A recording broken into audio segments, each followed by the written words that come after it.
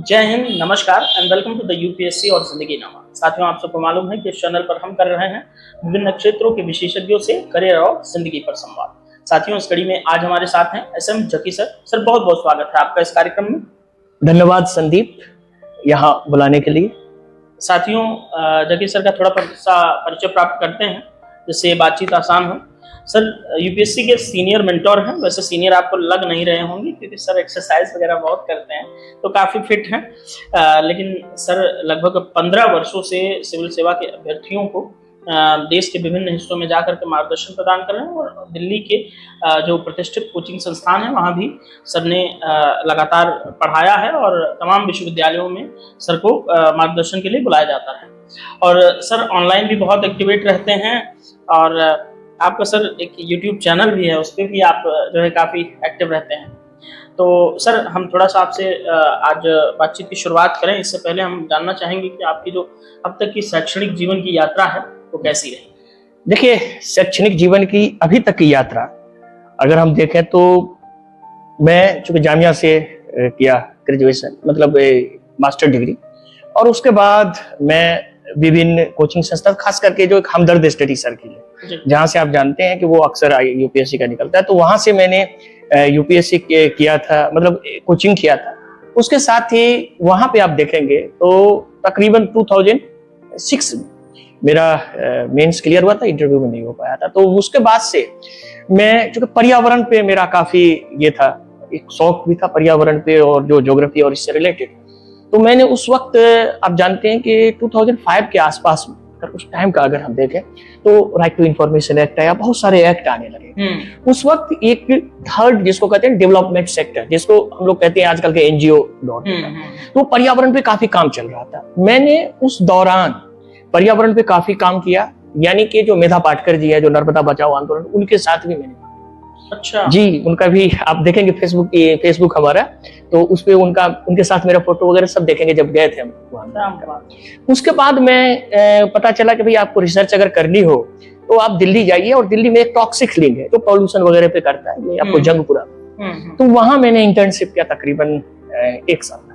तो उसमें हमको बहुत सारी चीजें जो पर्यावरण के बारे में जो मुद्दे होते हैं और जो जरूरी है समझना, उसके बाद मेरी यात्रा वहां से शुरू होती है।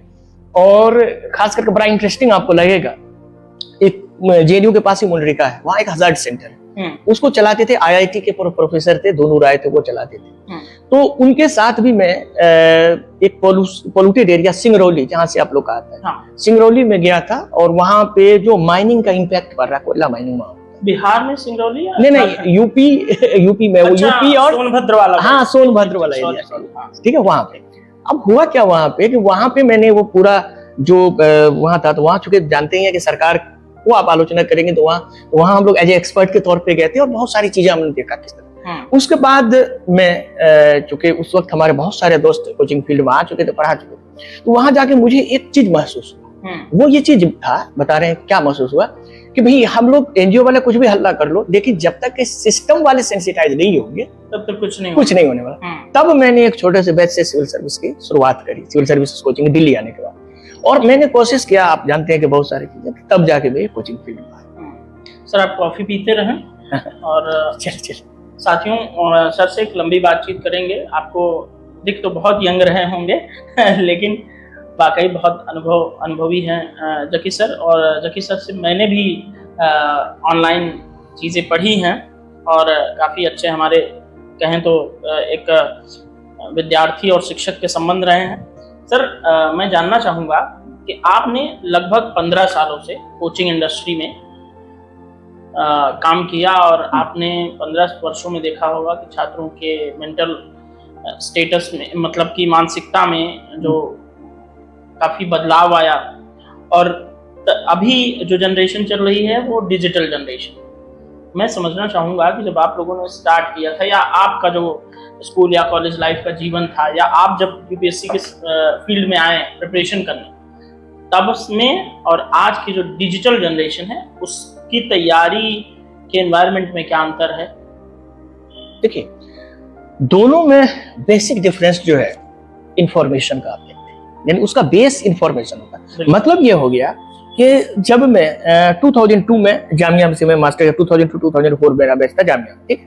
तो जब हम उस वक्त आते थे, उस वक्त इंटरनेट बहुत गिने चुने लोग जाते। अब तो बहुत सारी चीजें हैं। हम लोग उस वक्त, हम लोग को याद है कि जब जामिया में हम लोग को कोई असाइनमेंट मिलता था तो हम लोग एक लाइब्रेरी कार्ड बनाते थे और हर स्टूडेंट को उसमें आधे घंटे का टाइम मिलता था। आधे घंटे आप बैठेंगे फिर दूसरा का आ जाता था नंबर। लाइब्रेरी में? जी, लाइब्रेरी में भी सिर्फ आधे घंटे इंटरनेट का, इंटरनेट एक्सेस करने का। पहले तो इंटरनेट मिलता ही नहीं था किसी के पास, पहले तो साइबर कैफेज में। हाँ बिल्कुल बिल्कुल वो होता था। तो लेकिन हम लोग उस वक्त भी जो जानकारी होती थी ना, तो एक जो जिज्ञासा होती है, यही मैं अक्सर यूपीएससी वाले बच्चों को भी कहता हूँ कि जब आप जिज्ञासा रखते हैं ना तो आप इंफॉर्मेशन ढूंढ ही लेते हैं। हाँ। ठीक है। अब क्या है, आज का दौर है, इंफॉर्मेशन का भरमार है। आप एक बार सर्च कीजिए 50 आ जाएंगे। ओवरलोडेड है बिल्कुल। तो अब क्या है कि इंफॉर्मेशन का, लेकिन अब क्या है कि कैसे उसको वाइजली करें। हम लोग के टाइम में था कि आप जो भी होता था एक्सपर्ट से पूछें। ये आजकल का तो दौर में जो बच्चे हैं वो क्या है, वो सब ऑटोमेटेड मोड पे चल रहे हैं। जो हम लोग कहते हैं ना, वो कभी भी एक्सपर्ट से पूछने की कोशिश नहीं करते हैं और यहीं पे उनका प्रॉब्लम हो जाता है, जैसे वो असफल हो जाते हैं। खुद सर्च करते हैं। बिल्कुल। आप क्या सर्च करेंगे, जैसे मैं आपको बता दूं कि जब एक एग्जांपल के तौर पे लीजिए, आप एआई पे कोई टॉपिक आप सर्च करें, मानसून का एक एग्जांपल ले लीजिए। हाँ। जैसे कोई चीज आप सर्च करते हैं ना, तो उसमें देखिएगा बड़ी तेजी से दिखाएगा साइट पे कौन कौन वो साइट ले रहा है। उसमें ज्यादातर देखेंगे आलतू फालतू साइट वो लेता है, कोई ऑथेंटिक साइट, क्योंकि वो पॉपुलर साइट को पकड़ता है। जो भी ऑथेंटिक, जैसे कि आप नेचर मैगजीन ले लीजिए या जो भी ऑथेंटिक साइट्स होता है, उसको जो है उसकी पॉपुलैरिटी उतनी होती नहीं। हाँ बिल्कुल। तो ये सारी चीजें, तो मेजर जो गैप है वो इंफॉर्मेशन ओवरलोडेड है और लोगों में जो है जानकारी की, सही जानकारी की बहुत कमी है आज के बच्चों। जब मैं अभी भी अहमदाबाद गया, कहीं भी गया पढ़ाने के लिए, तो बहुत खास करके अभी कुछ दिन पहले मैं अरुणाचल में था। तो अरुणाचल में कुछ बच्चे आए, तो उसमें वही था, जैसे अभी एक नया टर्म है मीडियन जोलन ऑसिलेशन एमजीओ, उसके बारे में बहुत सारी चीजें। तो खैर आगे आप वो सारी चीजें, हम बहुत सारे प्रश्न आएंगे, तो वो सारी चीजें, तो मेजर गैप है इंफॉर्मेशन, जो उसके बारे में तो आगे फिर आप क्वेश्चन करेंगे। अच्छा सर, मान लीजिए कि इंफॉर्मेशन ओवरलोड है आज के डेट में। बिल्कुल। मेरा सवाल है कि इंफॉर्मेशन ओवरलोडेड है तो हम कैसे ये चीज क्लियर करें कि क्या हमारे लिए सही है, क्या गलत है, इसके लिए कुछ बताएं। ये बहुत ही महत्वपूर्ण सवाल है, क्योंकि आज के दौर में हम समझते हैं यूपीएससी प्रिपरेशन जो है ना, वो एक कचरे के ढेर से सोना निकालने वाली बात है। बात मैं बता रहा हूँ, कैसे बता रहे हैं। अब आप देखेंगे आजकल के जो बच्चों की प्रवृत्ति है, मैं हमेशा कहता हूँ जो भी बच्चे हमारे देख रहे होंगे, ये प्रवृत्ति को आपको बदलना पड़ेगा अगर आप यूपीएससी की तैयारी करेंगे। आप देखेंगे ये मुखर्जी नगर में आप चले जाए या कहीं चले जाए, बच्चे बुक एकदम भरे हुए पूरा। अब पता चलता है दृष्टि का आया ये भी ले लो, विजन आया ये भी ले लो, इनसाइट ये भी ले लो, वो इतना ले लेते हैं लेकिन लेने के बाद पढ़ते नहीं। इसका मतलब ये हो गया कि आप क्वालिटी एंड कंसिस्टेंसी, यानी क्वालिटी मटेरियल होना चाहिए, लगातार उसको रिवीजन करना चाहिए। अगर आपने क्वालिटी लिया, लगातार आपने रिवीजन किया, तो आप सही तरीके से समझेंगे। नंबर एक बात मैं ये बताऊं कि सब बच्चे का आप भी जानते हैं कि एनसीईआरटी बेस्ड, सब जानते हैं, लेकिन आप एनसीईआरटी को एक बार पढ़ के छोड़ देते हो, या आप कभी क्या करते हो कि जो मार्केट में एनसीईआरटी का जिस्ट मिलता है वो ले लेते हो। ये गलत है भाई। आप ओरिजिनल टेस्ट ओरिजिनल होता है, और वो जो तैयार करता है ना, जो भी मार्केट में खुद जानता हूँ, जब मैं लुकमान आईएएस में पढ़ाता था तो उसमें देखते थे हम लोग कि बहुत सारे ऐसे टीम के मेंबर थे कि वो 12th तक ही पास होते हैं। अब उनको क्या पता आगे कि क्या इसमें सही है क्या गलत है। बिल्कुल। तो वो तो बस देखा, समराइज कर दिया, आपको मार्केट में भेज दिया। सर मैं एक चीज कहना चाहूंगा यहाँ पर, जब आप कह रहे थे कि बहुत सारा स्टडी मटेरियल विभिन्न कोचिंग संस्थानों के द जिस्ट और ये सब चीजें बच्चे ला करके पढ़ते हैं, और देखेंगे तो पूरी अलमीरा पटी हुई है अलग अलग डिफरेंट किताबों से। मैं अपने बारे में आपको थोड़ा सा मैं शेयर करता हूँ। बिल्कुल बिल्कुल। मैं मैक्सिमम चीजें अपना सॉफ्ट कॉपी में रखता हूँ, और मेरे जब कमरे में कोई प्रवेश करता है तो उसको एनसीईआरटी मिल जाएगी ओरिजिनल। बिल्कुल बिल्कुल। स्टैंडर्ड बुक्स सभी सब्जेक्ट की एक बिल्कुल, और मेंस के जो नोट्स हैं वो मैंने अपने बना रखे हैं, प्रीलिम्स के मैंने अपने नोट्स बना रखे हैं, और करंट अफेयर्स की मैगजीन जब एक साल पढ़ लेता हूँ तो उसके बाद उसको बेच देता हूँ, क्योंकि जब उसका कोई काम नहीं। हाँ बिल्कुल बिल्कुल। और मेरे रूम में गिना चुना इतनी किताबें हैं कि एक सूटकेस में भर के आप घर जा सकते। बिल्कुल। किताबें नहीं है बहुत अधिक। तो वही जो आप कह रहे थे उससे मैंने सोचा शेयर कर दूं नहीं, क्योंकि बहुत पहले- अच्छा है। इसमें सबसे जरूरी चीज है कि हम यही कह रहे हैं कि आप क्वालिटी पे ध्यान दो हाँ और लगातार उसको रिवीजन। बिल्कुल। अब जैसे सपोज कीजिए आप क्वालिटी आपके पास है, आपने रिवीजन भी बहुत अच्छे करी है, डेफिनेटली बात है आप अपने आप से सवाल पूछना सीखो। कोई भी स्टूडेंट है, आप अपने आप से सवाल पूछो कि और सवाल कैसे आप पूछोगे? आपको प्रीवियस ईयर का यूपीएससी का क्वेश्चन देखना है, हाँ। देखिए किस तरह का क्वेश्चन आता है। इसीलिए जब आप हमारे चैनल की बात आपने करी थी ना, तो वहां हमारे चैनल पे 2022 से लेके 2025 तक का पूरा विश्लेषण मिल जाएगा यूपीएससी का, ठीक है। और 26 का भी आपको कुछ दिन में मैं दूंगा, चूंकि अभी बिजी था तो मैं नहीं वो कर पाया, इस बार भी दूंगा। तो उसका आप एनालिसिस करोगे ना, तो आप अच्छा ये क्वेश्चन कहाँ से आ गया, ये तो ना हमको एनसीईआरटी में मिला, ना यहाँ मिला, यहाँ मिला। ये यूपीएससी आसमान से थोड़ी क्वेश्चन होता है। क्वेश्चन आपको वहीं से होता है जो करंट डे बाई डे होता है। अब आपको कौन से पढ़ना, यहाँ पे आपको मेंटोर और एक्सपर्ट की जरूरत पड़ती है। अब यहाँ पे जो सब्जेक्ट, जैसे सपोज कीजिए कोई भी हमारे सर आते हैं, हिस्ट्री के, उससे पूछ लो आप, तो आप अच्छी तरह से पढ़े रहोगे, आपकी बेस बहुत मजबूत होगी ना, तब आप क्वेश्चन पूछ सकोगे। और ये क्वेश्चन पूछने की प्रवृत्ति हर स्टूडेंट को होना चाहिए टीचर से। अगर आपने टीचर से क्वेश्चन नहीं पूछा तो फिर टीचर भी वो सीधा पढ़ा के आपके चले जाएंगे। बिल्कुल सर, मैं भी स्टूडेंट को, हालांकि मैं भी अभी एस्पिरेंट हूँ तो मैं ज़्यादा ज्ञान नहीं देता, लेकिन मैं इतना ज्ञान जरूर देना चाहूँगा कि विभिन्न कोचिंग संस्थानों के मटेरियल्स ले आकर के पढ़ने से अच्छा है कि एनसीईआरटी और एक ऑथेंटिक बुक, बिल्कुल सिर्फ इतना रखना है। बाकी आप टीचर से जुड़े रहिए, टीचर्स बिल्कुल। आपको जो भी बदलाव मार्केट में आते हैं वो बताते रहते हैं, क्योंकि आप लोग अप टू डेट रहते हो, क्योंकि पढ़ाना पड़ता है। बिल्कुल और बिल्कुल। इतनी किताबें रखिए, इतना बोझ मत बांधिए कि अगर गलती से किताबें गिर जाए तो आप शहीद हो जाए। नहीं, बिल्कुल सही, बिल्कुल सही। तो अब सर थोड़ा सा यूपीएससी एस्पिरेंट्स के जीवन में जो चैलेंजेस आते हैं पढ़ाई से इतर, पढ़ाई के दौरान, अभी तो हमने स्टडी मटेरियल और इन सब चीजों पर बात की। मैं समझना चाहूंगा कि जैसे ये यूपीएससी की तैयारी एक लंबी जर्नी हो जाती है, मैराथन की तरह हो जाती है, बिल्कुल इसमें कई साल लगते हैं। बिल्कुल। और इस लंबे सफर में सर जो छात्र होते हैं, ये काफी डिप्रेशन, लोनलीनेस यानी कि अकेलापन और फियर ऑफ फेल्योर से जूझते रहते हैं। अगर एक मेंटोर के तौर पे मैं आपसे पूछना चाहूँ, और मेंटोर से भी पहले आप एक स्टूडेंट रहे हैं, बिल्कुल बिल्कुल, हर मेंटोर रहे हैं, तो आप बताएं कि इन सभी चीजों से, इन सभी जो मेंटल प्रेशर्स हैं, उनसे निपटने के लिए सही उपाय क्या हो सकते हैं? देखिए, इसमें मैं थोड़ा सा इसको थोड़ा सा और एक्सप्लेन बड़ा कर सकता हूँ, कोई दिक्कत नहीं है। हाँ, कोई बात। इसमें मैं एक चीज बताऊं, पहली बात, एज ए मैं ज्योग्राफी टीचर के तौर पे, मेरा मेन सब्जेक्ट ज्योग्राफी ही है, तो जब मैं बच्चे को पढ़ाता हूँ वहां पे, तो वो एक सबसे जो कठिन टॉपिक है, अगर आप देखें तो जो प्रेशर बेल्ट है हमारा अर्थ का, है ना, हाँ, low pressure high pressure belt में अक्सर जो ईस्टर्ली वेस्टर्ली जो क्लाइमेट में दिया रहता है, बिल्कुल बिल्कुल। तो उसमें क्या है कि जब हम लोग देखते हैं कि हाई प्रेशर बेल्ट और लो प्रेशर, यानी जब आप प्रेशर हाई ले लेते हो वहां डिजर्ट बन जाता है। अब आप लो लेंगे तो आपको सदाबहार एवरग्रीन फॉरेस्ट, तो आपको प्रेशर लो करना। अब इसके लिए क्या करना है, मैं एक छोटा सा किस्सा बता दूं। असल देखिए, मैं इसलिए कह रहा हूँ कि जो टीचर होती है, जो एक्सपर्ट होते हैं, वो हमेशा, अभी भी आपने देखा कि हम लोग आदत तो पढ़ते रहते हो, अभी भी पढ़ते रहते हो, बहुत सारे कहते हैं कि सर अभी भी आप पढ़ रहे हो। तो एक बुक है, उस बुक का मैं हवाला देता हूँ कि a scientific history of solid earth, ये माइकल एलेबे का लिखा हुआ है, ये फॉरेन राइटर है। हम बहुत सारे उधर का बुक रखते हैं ताकि यूपीएससी में उस तरह के क्वेश्चन आते हैं। तो उसमें आप लोग जानते हैं कि हमारे एक जो कॉन्टिनेंटल ड्रिफ्ट थ्योरी था, वेगनर के बारे में आपने पढ़ा होगा, अल्फ्रेड वेगनर के बारे में, 1912 समथिंग, हाँ 1912, यस, उसी वक्त आया था उसका history of the continent and ocean. तो उन्होंने दिया था थ्योरी के जो महाद्वीप है वो घूम रहे, महाद्वीप, लेकिन उनके पास एक क्वेश्चन का जवाब नहीं था, जिसका तलाश करते करते उन्होंने अपनी जान तक दे दी। यानी जो नॉर्थ पोल की तरफ गए और वहां स्टोरी है, इसको बताइए थोड़ा सा डिटेल में। हाँ, बहुत अच्छा बताते हैं आपको डिटेल में।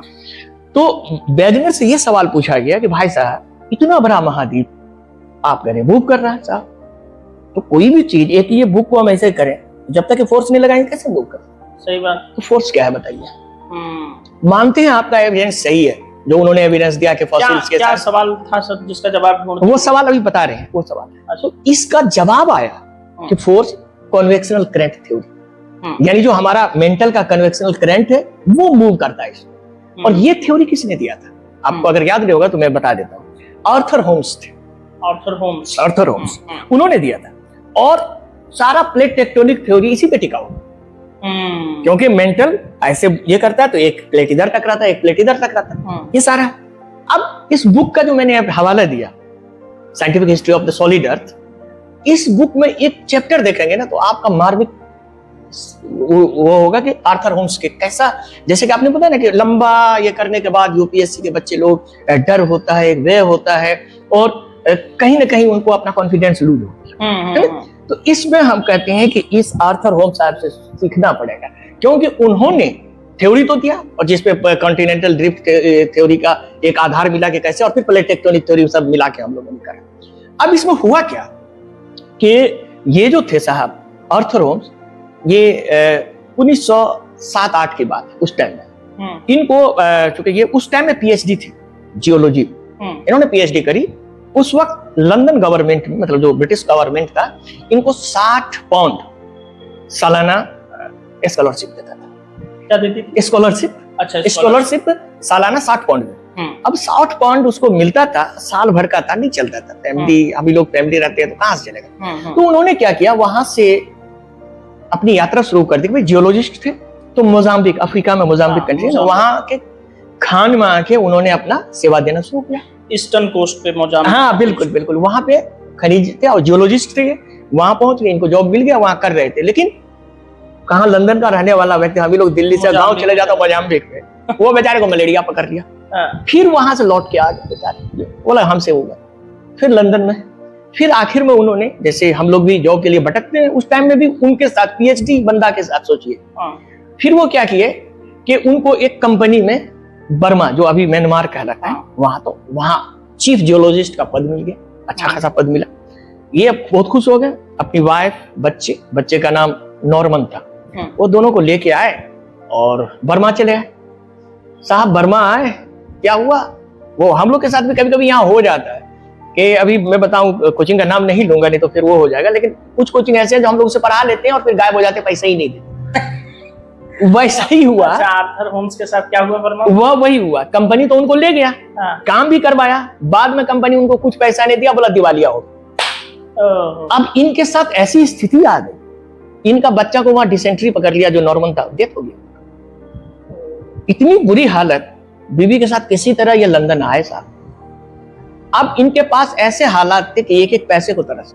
इन्होंने फिर क्या किया, इन्होंने पियानो बजा के, लंदन के सड़क पे पियानो बजा के पैसे।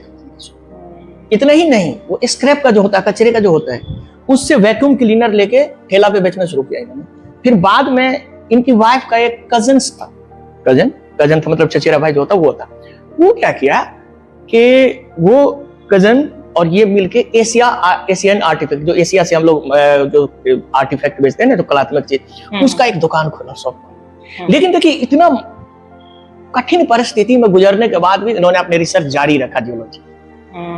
और जब जारी रखा और बाद में वो रिसर्च पेपर उन्होंने जमा किया, तो फिर यूनिवर्सिटी ऑफ एडिनबर्ग से उनको बुलाया गया और उनमें प्रोफेसर वो बने, और फिर बाद में जाके कन्वेंशनल करंट का थ्योरी। तो अगर वो उसी वक्त हार जाते, वो टूट जाते, सही बात है, वो कभी कामयाब नहीं होते और इतना नाम नहीं होता। आज आप जब भी पढ़ते हैं तो अल्फ्रेड वेगनर के साथ आपको उसका भी नाम, आर्थर होम्स का भी नाम, एडिनबरा स्कॉटलैंड में है ना। हाँ, एडिनबर्ग। तो वहीं पे वो 1965 तक वो रहे बेचारे, जब तक जीवित रहे। तो कहने का हमारा ये सेंस है कि इसमें यूपीएससी वाले को भी यही करना पड़ेगा, डरना नहीं आपको। बिल्कुल, लंबी मैराथन है, लेकिन इसमें एक चीज दिखाया गया है कि परिस्थितियां, इसको एक लाइन में अगर कहें तो जो भी बच्चे हैं वो सोच ले कि परिस्थितियां कभी भी सफलता नहीं दिलाती है आपको, बल्कि विपरीत परिस्थितियों में जो आपका धैर्य होता है वो आपको सफलता दिलाता है। बिल्कुल, बहुत ये सबसे बड़ी चीज। बिल्कुल, अगर ये आप देखोगे तो आपको हर गम हल्का लगेगा। और जैसा कि मैंने शुरू में बताया कि आपको प्रेशर नहीं लेना है, किसी भी हाल में आपको प्रेशर नहीं लेना। प्रेशर लेने पे जो आपने पढ़ा है वो चीज आपके दिमाग से उड़ जाता है। बिल्कुल सही बात। तो ये आपने कहा कि प्रेशर अगर हाई होगा तो डेजर्ट बन जाएगा, वैसे ही दिमाग डेजर्ट बनने का मतलब है कि प्रोडक्टिविटी नहीं होगा, प्रोडक्टिव नहीं रह जाएंगे। बिल्कुल सर, आजकल जैसे देखते हैं कि ऑनलाइन का दौर है, और ऐसे में बाजार में ऑनलाइन और ऑफलाइन जो स्टडी मटेरियल कंटेंट की समझिए कि भरमार है, ओवरलोडेड इंफॉर्मेशन है। और ऐसे में छात्र कंफ्यूज हैं कि क्या पढ़ा जाए क्या छोड़ा जाए। अगर इस भटकाव से बचने का कोई प्रैक्टिकल तरीका हो तो क्या हो सकता है? देखिए, भटकाव से बचने का प्रैक्टिकल तरीका सिर्फ और सिर्फ एक ही है। पहली बात कि जब आप देखिए, सबसे बड़ी बात यह है कि आप जैसे कि होता क्या है आजकल के दौर की बात मैं कर रहा हूँ, कभी यूट्यूब से देख लेते हैं, कभी इधर से देख लिया, कभी गूगल सर्च मार लिया और देखा कि अच्छा ये नोट से फट से आपने रख लिया।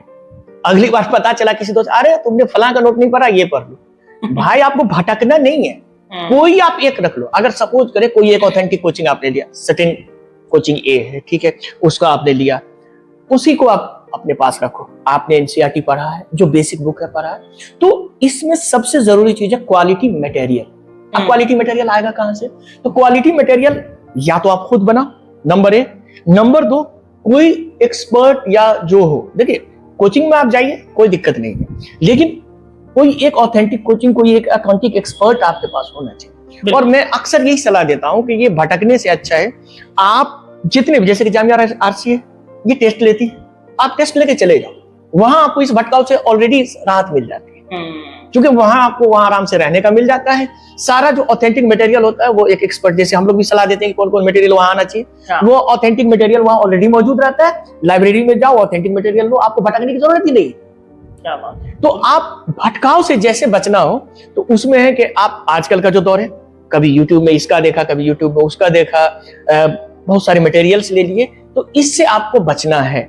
आपको अभी भी मैं हमेशा कह रहा हूं, मैं खुद ऑनलाइन काफी मतलब शुरू से ही मैं ऑनलाइन और इससे मतलब रखता हूं, लेकिन अभी भी मैं बुक पढ़ता हूं। तो बुक अभी भी आप पढ़िए, ऑथेंटिक बुक जो होता है वो आपको पढ़ना पड़ेगा, क्योंकि ऑथेंटिक बुक आप पढ़ेंगे तभी आप क्वेश्चन रेज कर पाएंगे।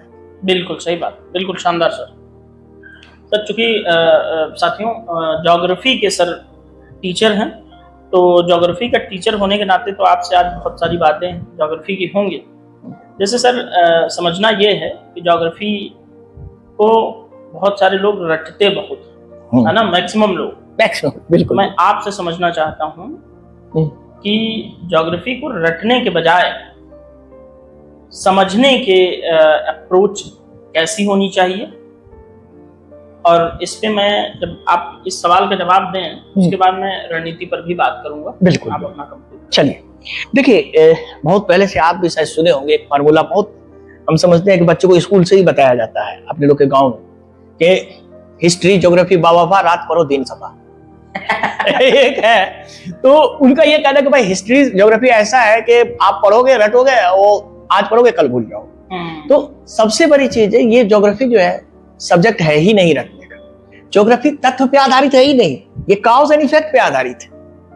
मतलब कि जैसे एग्जांपल के तौर पे लीजिए कि अब हम एग्जांपल के तौर पे हमारा इंडिया मैप बना लेते हैं, तो अब देखते हैं कि नॉर्दर्न जो ईस्टर्न कोस्ट जो है हमारा, उसका मैदान ज्यादा चौड़ा है और साउदर्न वाले का कम चौड़ा है, ठीक है।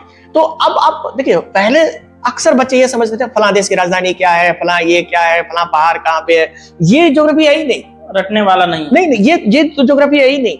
ज्योग्राफी ये है कि अगर फलां पहाड़ है तो वो पहाड़ है क्यों, वो बना कैसे। और जैसे मैंने अभी बताया कि ये मैदान, अगर ये मैदान जो ईस्टर्न कोस्ट का चौड़ा मैदान, वो क्यों चौड़ा है ये बताइए। ये अगर कम है तो अब चौड़ा इसलिए है। अब इसमें हम लोग बताते हैं कि अब ये क्वेश्चन हम हमेशा यूपीएससी वाले बच्चों को कहते हैं कि जो भी काबिल ज्योग्राफी के टीचर होंगे उनसे ये क्वेश्चन पूछना है कि भाई अब ये बना, जैसे हिमालय क्यों ऊंचा उठ रहा है अभी। आप कहेंगे कि सर वो प्लेट टेक्टोनिक टकराया इसलिए, वही तो वो आल्प्स भी टकराया तो वो क्यों नहीं ऊंचा उठ रहा है। दोनों की बात है। हिमालय अभी भी इतना हो रहा है, तो भाई एक्टिव है। बिल्कुल। तो अब क्या है कि ज्योग्राफी को आपको समझने के लिए कई तरीके हों, अक्सर मैं मेरा चैनल पे मैं अक्सर बताता हूं। और इसके लिए अगर आप लोग जो भी हमारे बच्चे हैं, उसके लिए मैं कहता हूं कि भाई देखो, आप अवधारणा जो है कॉन्सेप्ट उसको क्लियर करो। और इसीलिए मैंने एक सीरीज ही बनाया, प्रमुख भौगोलिक अवधारणा, हिंदी और इंग्लिश दोनों में, मेजर ज्योग्राफिकल कॉन्सेप्ट। उसमें मैं पूरा कोशिश किया हूं कि जैसे कि एग्जांपल के तौर पे लीजिए हमारा हिमालय की बात है। हिमालय तो हम लोग जानते हैं, लेकिन जो नया रिसर्च आया है उसमें यह बताता है कि जो हमारा यहाँ से यहाँ हिमालय देखते हैं वो एक नहीं है, कई कई टुकड़ों में उसका है। और उसके अंदर क्या है, क्योंकि आज से 100 साल पहले ये बताया गया कि भाई इतना, अब माउंट एवरेस्ट 9 किलोमीटर लगभग ऊंचा है, उतना भारी है वो। एक जब हम लोग देखते हैं तो एस्थेनोस्फीयर होता है, दुर्बलता मंडल जिसको हम हिंदी में कहते हैं, उसमें वो कैसे टिक सकता है भाई। उसका मतलब है कहीं ना कहीं कुछ लोचा है, और वो लोचा जो है उसको अभी कुछ दिन पहले ही आया, जिसको क्या कहते हैं, कैनल फ्लो प्रोसेस कहा जाता है, नया थ्योरी है। उसमें ये है कि एक के बीच एक सैंडविच की तरह खड़ा है। ये नया रिसर्च आया, पिछले 1-2 साल पहले आया। अच्छा। तो जो भी टीचर है उनको हम ये देते हैं कि जो भी स्टूडेंट है, अब स्टूडेंट उतना रिसर्च नहीं पढ़ सकता, मैंने आपको शुरू में ही कहा, तो इसीलिए मैं कह रहा हूँ कि आप कोई भी काबिल टीचर या कोई भी काबिल मेंटर है, उससे आप जरूर सलाह लें। और यही जो नया रिसर्च आता है ना, यही यूपीएससी पूछती है। और जब यूपीएससी पूछती है, मेंस में भी इस तरह के क्वेश्चन आएंगे और पीटी में भी आएंगे, तो लोग कहते हैं ये क्वेश्चन कहाँ से आ गया, अरे यूपीएससी अनप्रेडिक्टेबल है। मैं अभी इस साल 2026 सबसे टफ माना जाता था, फिर भी मेरा गेस के हुआ 13 क्वेश्चन आया। क्या बात। और इससे पहले 20 प्लस में आता था, इस बार थोड़ा सा टफ था। और एक क्वेश्चन मैंने अपना उस पर भी दिया, सेम टू सेम आ गया। मैंने बताया था लेक तुर्काना के बारे में, जैसे मैंने बताया ना, लेक हर जगह है, कौन लेक कहाँ है भाई, लेक तुर्काना केनिया में है, ये नहीं पूछेगा आपसे। वो क्या पूछा, लेक तुर्काना का अदर नाम जेड-सी है, ये पूछा। लेक तुर्काना जो है, उसके बाद वो तीनों जो क्वेश्चन पूछा है, एक जेड-सी पूछा है, वो मैप क्लास में अक्सर लेता हूँ एग्जाम से पहले, सेम टू सेम आप देखेंगे। मैं वो बता रहा हूँ कि ये देखो, ये जेड-सी पूछ सकता है, क्योंकि उसका क्या है, लेक आर्थर भी नाम, मतलब 2-3 नाम है, मतलब उसका नहीं, लेक रोडोल्फ नाम है, लेक रोडोल्फ। और लेक तुर्काना का अनदर नाम लेक रोडोल्फ भी है, और जेड-सी भी है। ये सब मैं 2025 में बताया वो बच्चे को, और 2026 में वही क्वेश्चन पूछा है। तो यानी कि कंसेप्ट आपको क्लियर करना चाहिए। पहली चीज है कि ज्योग्राफी में कंसेप्ट क्लियर करना है, और उसके साथ आपको अपडेटेड रहना, अपडेटेड, जैसे मैंने रहना। जब तक आप अपडेट नहीं हो, और अपडेट कैसे रहोगे आप, जो मैप क्लासेस है, मैंने उस वक्त भी, इस बार भी पूछा, आपको बता दें, जब ईरान और इसका हो रहा था, ज्योग्राफी तो काफी आपका वास्ट है, ईरान और अमेरिका का जो हो रहा था हॉर्मुज स्ट्रेट के बारे में, ये 26 फरवरी को शुरू होता है ये लड़ाई, आप जानते ही हैं। और उसमें बहुत सारे लोगों ने कहा, सर आप कह रहे हैं हॉर्मुज से नहीं पूछेगा सर, तो क्यों, 26 फरवरी को तो हुआ है, और वो तो फरवरी जनवरी में ही क्वेश्चन बन गया होगा। हम बोले नहीं, यूपीएससी कुछ भी कर सकता है भाई। और देखिए पूछा, हॉर्मुज से पूछा, हॉर्मुज से सवाल पूछा, तो वो आता है। लेकिन वही कह रहे हैं कि बच्चे को ज्योग्राफी जो है आपको रटने के सब्जेक्ट है ही नहीं, उसमें आपको सिर्फ ये जानना है। आप अपने आप से जब ज्योग्राफी पढ़िए तो क्वेश्चन पूछिए कि हिमालय अगर यहाँ है तो क्यों है, हिमालय बढ़ रहा है तो क्यों बढ़ रहा है। बिल्कुल ठीक, कंसेप्ट क्लियर करिए। बिल्कुल बिल्कुल। अब मैं थोड़ा सा आपसे समझना चाहता हूँ स्टडी मटेरियल के लेवल पे, अगर मान लीजिए हमारे पास कोई मेंटोर अभी ना हो, अवेलेबल ना हो, और हम तैयारी की इनिशियल स्टेज में हैं, तो ज्योग्राफी का कंसेप्ट क्लियर करने के लिए स्टडी मटेरियल क्या होना चाहिए? बिल्कुल, एनसीईआरटी या कुछ और? नहीं, मैं बताता हूँ। एनसीईआरटी तो डेफिनेटली है, एनसीईआरटी हर जगह से, लेकिन मैं हमेशा यही कहता हूँ कि एनसीईआरटी में 2 तरह की चीजें होती हैं। अक्सर हम देखते हैं कि बहुत सारे टीचर को, जो हमको बहुत अपसेट भी लगता है, और टीचर को भी ये नहीं कहना चाहिए बच्चों को, क्योंकि वो उनको एक होता है, जैसे मैंने बताया, चूंकि मैंने अपना इंडिपेंडेंट प्लेटफॉर्म जो बनाया, इसीलिए बनाया कि मैं कोचिंग किसी से बंधा हुआ नहीं, मैं सच्चा सलाह दूंगा। सच्चा सलाह देने का मतलब ये हो गया कि पहली बार टीचर आता है तो कहता है कि देखो बेटा, 6th से लेके 12th तक का सारा एनसीईआरटी आप पढ़ डालो। अब भाई साहब, इसका मतलब ये हो गया कि आपने 6 से 10th तक ठीक से पढ़ा नहीं।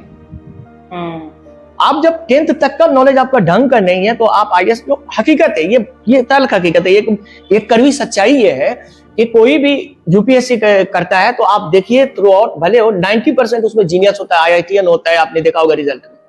क्यों होता है? वो 10th उसका पहले से मजबूत होता है साहब। तो 10th, अब आपको करना क्या है, तो 11th और 12th का एनसीईआरटी को पूरी तरह से पढ़ना है, कई बार रिवाइज करना अच्छी तरह से। उसमें आपका 100% मैं बताता हूँ कॉन्सेप्ट बिल्डअप हो जाए। सही बात, कॉन्सेप्ट आपका बिल्डअप हो गया, फिर जो स्टैंडर्ड, जैसे माजिद हुसैन साहब का बुक है वो आप पढ़ लीजिए, गोचो लियोंग का है उनको पढ़ लीजिए, उनसे एक आपका एक ब्रॉडर पर्सपेक्टिव मिल जाता है। मैं ये नहीं कहूंगा कि आप वो स्टोलर या जो हम लोग पढ़ते हैं, जो वो टीचर के लिए, फॉरेन राइटर का मोटा मोटा बुक आता है, हमारे पास बहुत सारे बुक्स हैं जो हम लोग पढ़ते हैं, तो तब आता है। अभी पहले आप बेसिक ये कर लो, ठीक है? आप 11th 12th की एनसीईआरटी अच्छे से, 11th स्टैंडर्ड बुक कोई एक स्टैंडर्ड बुक कर लो, 11th 12th आप कर लो, माजिद हुसैन साहब का सबसे बेस्ट आता है, वो आप कर ले। और उसके बाद जब आपकी तैयारी हो जाए तो अपडेट के लिए कोई भी मेंटोरशिप से जुड़ सकते हैं। हम लोग जैसे बताए, हमारे बहुत सारे साथी हैं जो हमारे बैच के आप जानते ही हैं, हम लोग फ्री में देते हैं, कोई दिक्कत नहीं है। हम लोग भी, जो हमारे चैनल है, मैंने एक सेक्शन ही चला दिया, जकी सर से पूछे, आस्क जकी सर। उसमें बहुत सारे बच्चे, जो आईआईएमटी की एक बच्ची थी वो पूछी थी क्वेश्चन, बहुत सारे ऐसे बच्चे पूछे हैं, और उसमें जाइएगा तो वो हम जैसे कि एसआरआई पे पूछा था बहुत सारे। तो जो टॉपिक आपका कंसेप्ट एनसीईआरटी से क्लियर होगा, नंबर 1 नंबर 2, कोई भी एक ऑथेंटिक किताब पढ़ें और हमेशा शॉर्टकट कभी नहीं अपनाएं। शॉर्टकट जो आता है ना मार्केट में, जो आप देते हैं कि ये एनसीईआरटी का जिस्ट है, ये वो पैसा के लिए करता है। और वो जिस्ट कौन निकालता है? वो 12th पास बच्चा होता है, वो आप ग्रेजुएशन है। सोचने की बात, ये आपको जरूर देखिए। मैंने ये भी महसूस किया, कॉपी पेस्ट। हाँ बिल्कुल बिल्कुल। अच्छा, एक चीज मैं अक्सर आपके इस माध्यम से कहना चाहता हूँ कि सबसे बड़ी चीज है कि आप देखेंगे जो एक क्वेश्चन, खास करके जब टेस्ट होता है ना, क्वेश्चन जो क्वेश्चन ए कोचिंग कर रहा था वही क्वेश्चन बी, सब उसी का कॉपी पेस्ट करके एक बनाया, सब कॉपी पेस्ट कर गया। मैं भी खुल के कहना चाहूंगा। लेकिन आप मेरे चैनल पे जाएंगे, मैं क्वेश्चन ऑफ द डे देता हूँ, कोई भी, मैं दावा के साथ यहाँ पे कह रहा हूँ, कोई भी ये नहीं कह सकता कि कॉपी पेस्ट है, मेरा खुद का होता है। सही बात बिल्कुल सर। अब थोड़ा सा हमने रणनीति पर भी बात कर ली, स्टडी मटेरियल बात हो ही गई, और स्टडी मटेरियल के लिए मैं खुद भी यही कहना चाहूंगा। बिल्कुल, मेरे भी कई दोस्त सिलेक्टेड हैं, आईपीएस पीसीएस हैं। मैं ये देखा हूँ कि कई बार वो कहते हैं कि 11th 12th की अच्छे से एनसीईआरटी पढ़ लो, कोई भी एक स्टैंडर्ड बुक रख लो, बस इतना ज्योग्राफी के लिए इनफ है। बिल्कुल, और बहुत अधिक करने की आपको जरूरत नहीं है, अगर आपका ऑप्शनल नहीं है तो बिल्कुल बिल्कुल। सर अब थोड़ा सा ये समझाइए कि जो ज्योग्राफी एज अ सब्जेक्ट है उसका यूपीएससी से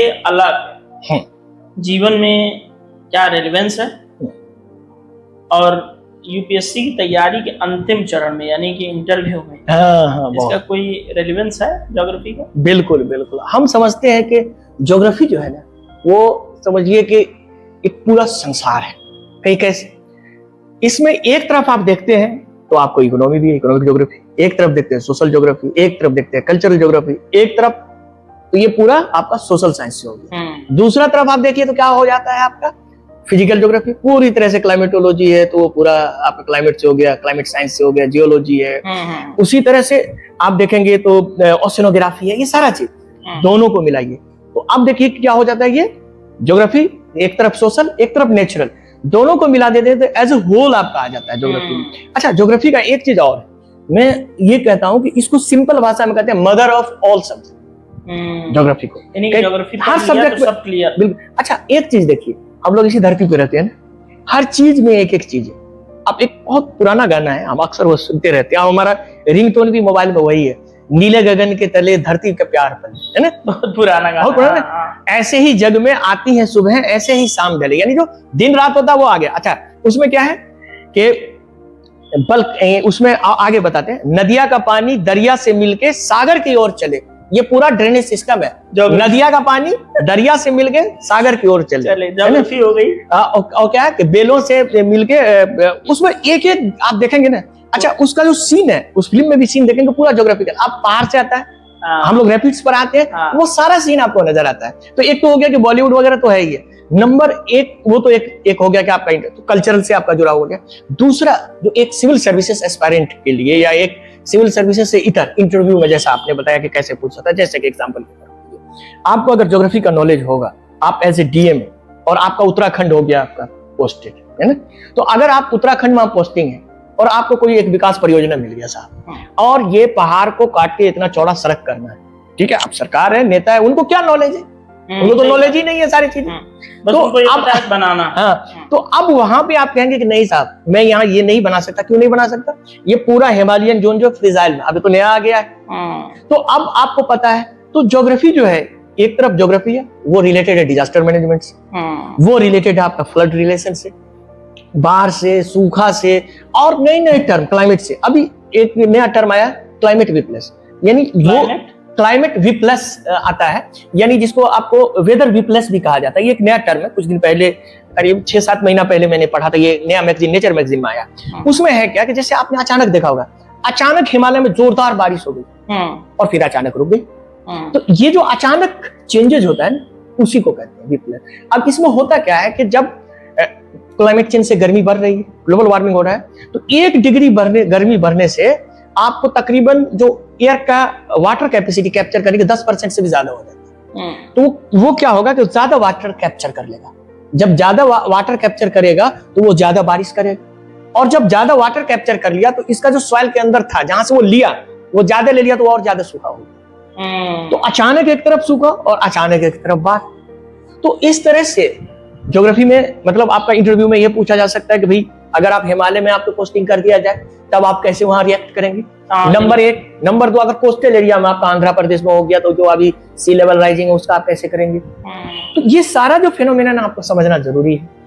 एग्जाम्पल के तौर पे मानसून का बात, मानसून को अगर हम देखें तो मानसून को बताया जाता है कि हमारे कृषि, भारत के कृषि का आधार मानसून को मानते हैं, हम लोग मानते हैं। बिल्कुल। तो ये सारी चीजें काफी इंपॉर्टेंट है। तो हर फील्ड में आप देखेंगे तो ज्योग्राफी काफी इंपॉर्टेंट है। अब जैसे आप गंगेटिक बेल्ट, आपका यहाँ से लेके यहाँ तक पूरा जो गंगेटिक है, आप उसका बनावट देखेंगे तो होता क्या है कि जब हमारा हिमालय टकराया तो नीचे, तो जो हमारा गंगेटिक बेल्ट में जो बेड रॉक होता है उसके ऊपर मिट्टी बनती है, हम लोग बताते हैं मिट्टी बनती है, तो करीब समझिए कि 200 मीटर 300 मीटर गहरा बेड रॉक, मिट्टी काफी है। तो अब वहां पे महाराष्ट्र की तरह नहीं करें, महाराष्ट्र में 5 फीट के अंदर ही आ जाएगा आपका बेड रॉक, तो वहां आप 50 मंजिला बिल्डिंग बना लीजिए। यहाँ भी आप 50 मंजिला बिल्डिंग बनाएंगे, आपको बिल्डिंग धंस जाएगा, क्योंकि बेड रॉक तो आप उतना नींव तो नहीं देंगे, 100 मीटर नीचे तो नींव नहीं देंगे। बिल्कुल सर, क्योंकि तो ये आपने बहुत महत्वपूर्ण बात। तो ये सारी चीजें जो है, इसीलिए कहा जाता है कि जब कोई मकान बनता है ना तो एक्सपर्ट, लेकिन आजकल हम तो अक्सर जब पढ़ाते हैं कहीं भी, तो बच्चे को यही कहते हैं कि भाई देखो हम तो पढ़ा रहे हैं, आप IAS बन जाओगे, लेकिन जब इस तरह का प्रोजेक्ट आएगा तो आप एक ईमानदारी से वहां काम करना। बोला भाई नेता साहब आपको नहीं पता है कि यहाँ का जियोलॉजी क्या है, मुझे पता है, तो यहाँ इस तरह का प्रोजेक्ट नहीं पास हो। सही बात, ये बहुत महत्वपूर्ण बात है सर कि ज्योग्राफी का अगर आपको ज्ञान हो, सामान्य व्यक्ति को भी, तो क्योंकि ज्योग्राफी जब किसी भी क्षेत्र की पहले ज्योग्राफी डेवलप होती है, बिल्कुल, फिर आती है उस पे हिस्ट्री, लोग आते हैं हिस्ट्री, फिर उस पे पॉलिटी लोग ही डेवलप कर देते हैं, बिल्कुल बिल्कुल, फिर हर चीज का बाद में ही डेवलप होती है। इसलिए मदर ऑफ ऑल सब्जेक्ट इसीलिए कहा गया कि पहले ज्योग्राफी होगी, बिल्कुल पहले हमारा अर्थ होगा तभी तो हम उस पे रहेंगे। हाँ वही बात, सही बात, बहुत इम्पोर्टेंट बात सर। अब थोड़ा सा ये बताइए कि जैसे आज भारत में जो कोचिंग हब हैं सिविल सर्विसेज के, और चाहे हम जहाँ बैठे हों, मुखर्जी नगर हो या फिर राजेंद्र नगर हो, या आप क्षेत्रीय स्तर पर भी बहुत सारे हब बन चुके हैं यूपीएससी के, आपको क्या लगता है कि ये जो कोचिंग वाले हैं, कोचिंग इंस्टीट्यूट है, वो छात्रों की जो स्कूल कॉलेज की जो शिक्षा है उसको डाइवर्ट करके या बाईपास करके, कई बार कोचिंग वाले कहते हैं कि 12th पास करो और आ जाओ कोचिंग संस्थान में, तो क्या ये स्कूल और कॉलेजेस की कमी कोचिंग संस्थान पूरा कर सकते हैं? ये कतई पूरा नहीं कर सकते, मैं ये दावे के साथ कह सकता हूँ। पहली बात देखिए, जैसा कि मैंने शुरू में जब बच्चे को मैं पढ़ाता हूँ तो मैं कहता हूँ देखो भाई आप सिविल सर्विस की तैयारी कर रहे हैं, ठीक है, सिविल सर्विस का बेसिक क्वालिफिकेशन क्या है? ग्रेजुएशन। बिल्कुल। और ग्रेजुएशन में भी आप कोई भी बच्चे को आप पूछ लो कि क्या आपको इसमें ये यूपीएससी कहता है क्या कि आप फर्स्ट डिवीजन से ग्रेजुएशन हो? नहीं, सिर्फ ग्रेजुएशन पास, BA पास मांगता है। थर्ड भी जाओ तो कोई भी। लेकिन अगर इसमें यूपीएससी में अगर टैलेंट का ही रहता तो वो एम्स के तरह, जब हम लोग, चूंकि मैं साइंस से था शुरू में, 12th था, तो मेरा सारे क्राइटेरिया थे कि 65% से था, फिजिक्स केमिस्ट्री में था, फर्स्ट डिवीजन भी था, क्योंकि मैं जब हाई स्कूल में था तो अपने हाई स्कूल का टॉपर स्टूडेंट हुआ करता था। तो उस वक्त चूंकि मैं बायो से था तो मैं एम्स का भरा था, और हमारे बड़े भैया जो डीएसपी बने थे, मतलब और बहुत सारे लोग जिनको सेकंड डिवीजन आया तो वो एम्स भर ही नहीं सकते थे, क्योंकि एम्स का एक क्राइटेरिया था कि 65% नंबर होना चाहिए आपको फर्स्ट अटेम्प्ट में, जो इंटर आपकी हो। तो हम भरे थे, भले वो नहीं हुआ वो अलग बात है, उस टाइम का अपना का भी एक प्रेशर होता है। हाँ, बड़ा भाई IPS, वो भाई को IAS तो बनना ही चाहिए। तो कहने का हमारा ये मतलब है कि भाई एम्स ने लगा दिया कि भाई आपको इतना होना है, वैसा यूपीएससी तो नहीं लगाया ना। यूपीएससी सिर्फ बोला कि भाई आप ग्रेजुएशन हो, इसका मतलब है कि आपको पढ़ना वही है, बेसिक वही है। लेकिन कोचिंग वाले यहाँ हार्ड क्या करते थे, अभी तो आप कह रहे हैं ना, मैं कल देखा तो मैं बहुत आश्चर्य किया कि आप 12th कह रहे हैं, अभी तो जूनियर IAS वाला हमने एक देखा तो हमको लगा कि आपको शायद कटिंग भेज दे, 6th से लेके 7th 8th तक को करा कि अभी से आप IAS का तैयारी, जूनियर IAS इस तरह से करके, और पूरा छोटा सा बच्चा है उसको एक टोपी पहना दिया है। हाँ। अगर आप इसको IPS वाला, हाँ IPS वाला छोटा बच्चा है। हाँ। और उसको कह रहा है कि बस अब अभी से तैयारी करो, और उसको संचालन करने वाले। असल ये क्या है कि एक बहुत बड़ा बिजनेस हो चुका है, कारपोरेट बिजनेस। दरअसल क्या है सर कि मैं थोड़ा सा रोकना चाहूंगा, मतलब बताना चाहूंगा, फिर उसके बाद हम कि अपने देश में सपना बहुत बेचा जाता है। बिल्कुल बिल्कुल बिल्कुल। बड़ा कई बार दुखद लगता है कि दो चीजें मैं जानता हूँ इस देश में, सपना और गरीबी बिल्कुल बिल्कुल। जितना दबा के बेचो उतना अच्छे से बिकता है, लोग खरीदते भी हैं। और कई कई लोग तो गरीबी और सपना बेच करके पता नहीं कितने अरबों खरबों की संपत्ति बना चुके हैं। अभी मैं बताऊं ना कि बहुत सारे ऐसे लोग हैं जो एक गरीबी की तरह देख रहे हैं। जैसे हम लोग हैं, हम लोग को शुरू में देखता था, अच्छा देखने में ये लोग ऐसे लगते, अगर हम लोग भी वो बिहार वाला टोन बोलते और वो सारा गरीबी टाइप का रहता और 2 बार असल है क्या कि अपने लोग का जो नॉर्दर्न बेल्ट है ना, वो गरीबी को अच्छा से उसमें आप कैच कर सकते हैं। हाँ। उसमें लाखों मिलियंस में व्यू आपके आ जाएंगे। बिल्कुल, बिल्कुल, बिल्कुल। लेकिन हम लोग का शकल ही देखे कहता अच्छा ये लोग तो लगता है इंटेलेक्चुअल है, चलो चलो। यूपी बिहार में गरीबी जिस लेवल पे बेची जाती है बिल्कुल बिल्कुल सही है। और कमाल की बात है कि IAS ICS बनने वाले जो गरीब बच्चे होते हैं वो शायद 2-4% भी नहीं होते। बिल्कुल बिल्कुल।